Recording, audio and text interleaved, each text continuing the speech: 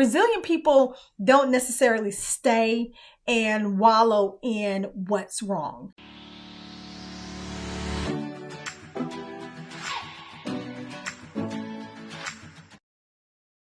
Hey, okay, so I want to talk to you a little bit about resilience.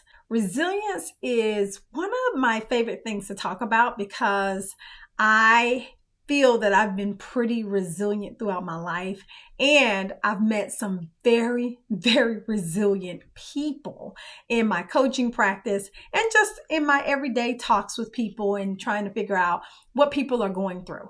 So resilience is really your ability to bounce back from a difficult situation. And it's not just your ability to bounce back, it's your ability to bounce back quickly. So resilient people don't necessarily stay and wallow in what's wrong.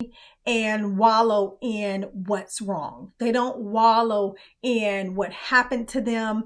They pick themselves up and they decide to move forward. And that has been pretty much my theme throughout my entire life because I think that is super important to have that.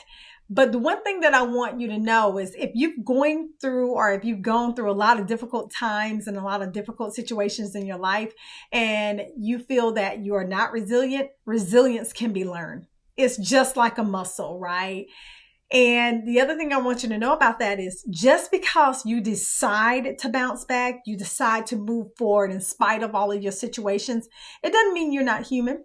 It doesn't mean you're ignoring the situation. It doesn't mean that there's no one to blame or you have to blame somebody for that situation. All it means is that you have decided to move forward regardless of what has happened in your life. And I think that breeds so much power. I know for myself, all of the situations that I've gone through in my life, especially growing up with the mom addicted to drugs and just really going through all of the issues with my business and going through financial issues, I've decided that I wanted to come back from that. And so I made a decision.